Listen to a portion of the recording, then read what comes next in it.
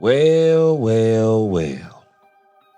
I was so glad when the draft officially started on Thursday. I was mock draft out.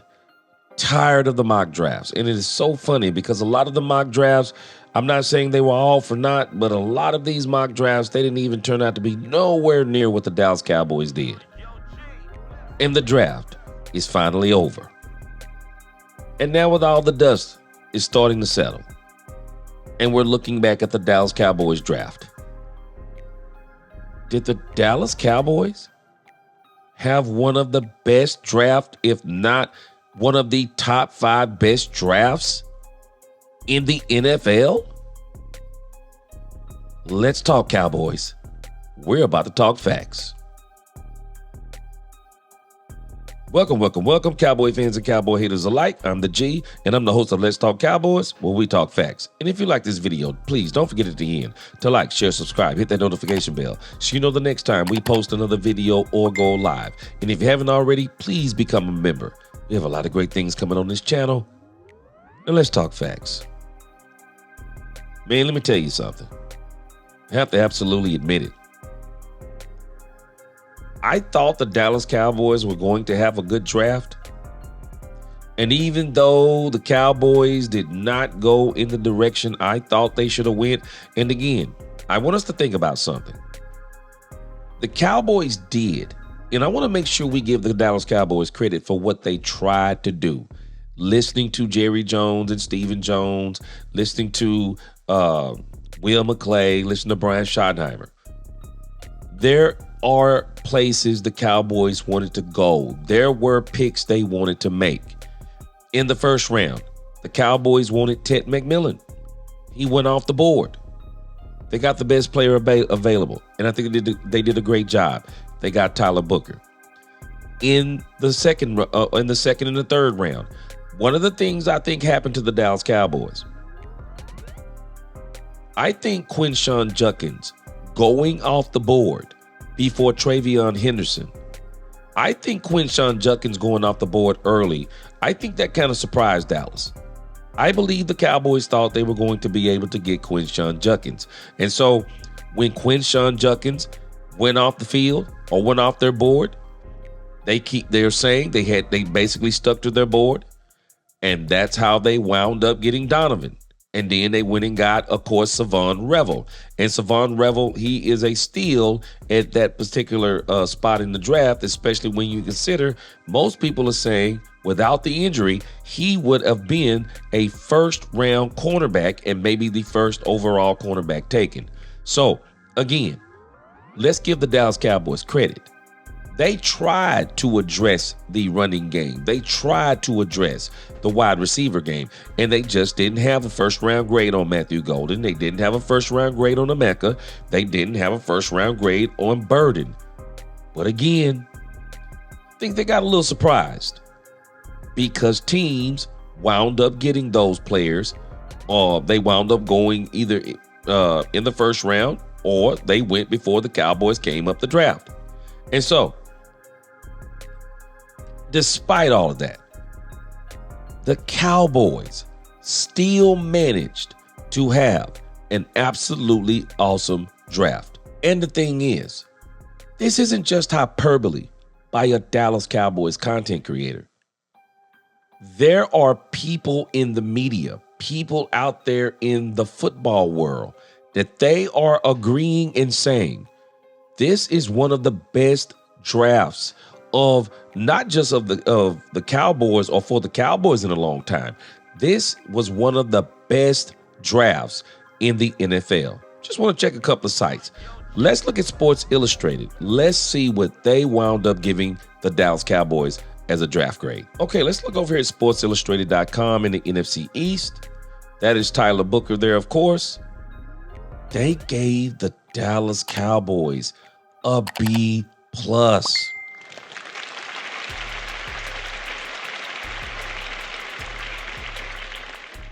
And they say here, it says, analysis. Dallas found a different way to help Dak Prescott and CeeDee Lamb without adding to a thin group of skill players early in the draft. The Cowboys opted to do what they do best, drafting an offensive lineman in the first round Booker is set to replace the retired Zach Martin, one of the best draft picks ever for the Joneses family. Dallas could again have one of the best offensive lines in the league, with Booker joining fellow first-round selections Tyler Guyton, Tyler Smith. It's the Great Wall of Tyler. The Cowboys have also had success with drafting cornerbacks, perhaps a good sign for Revel, a first-round talent with injury concerns.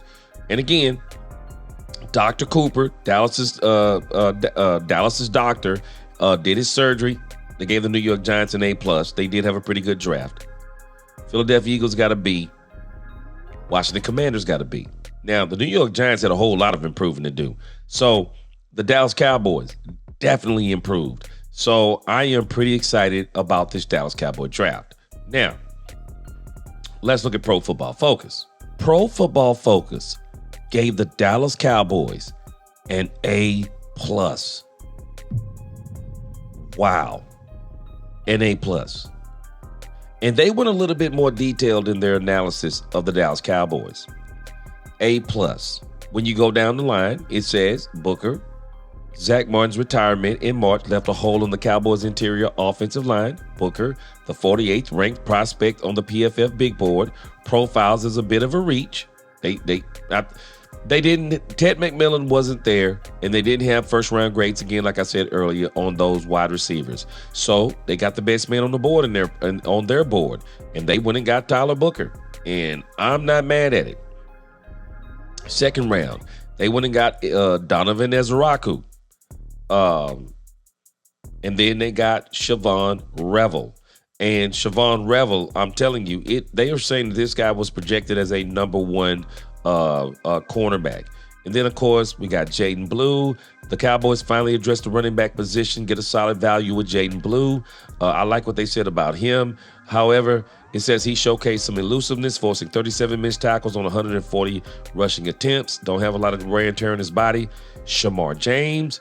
Shamar James is probably going to be one of these players. He'll probably come in on special teams, and he'll be great for the Cowboys probably the following season. But we'll see how that's going to work out. Tackle Johnny Cornelius. Again, I think that he may be coming in to put some pressure on one Terrence Steele. We'll see how that turns out.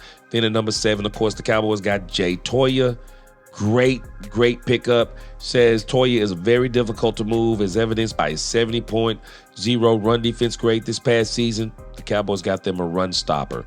Then they got Maffa. The Cowboys select a big power back in Maffa, who provides an option in short yardage situations.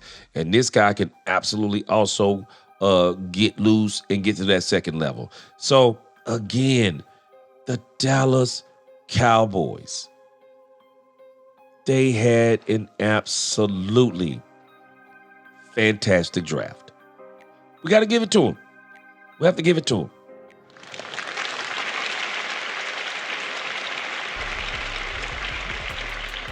When you look at the Dallas Cowboys depth chart, they're better. There's no other way to look at it. They are absolutely better. Still got a little bit of tweaking to do, I believe, especially at the wide receiver spot. But the Cowboys, they are going to be way better than what they were last year. And again, if I would call this draft anything, I would call it the trenches. They did work in the trenches in this draft, and they did work in the trenches in free agency, and all of this is adding up to a much more tougher and a much more stout Dallas Cowboy team. Man, I'm telling y'all, we should be absolutely excited about the Dallas Cowboys and what they did in this year's draft. We are on our way, as Stephen Jones said, to having one of the best rosters in the NFL. This is phase 1. Next year, phase 2 and 3, and we going for the chip. Again, y'all tell me what you think. Like, share, subscribe, hit that notification bell. Until the next time, let's talk Cowboys, where we talk facts. Peace.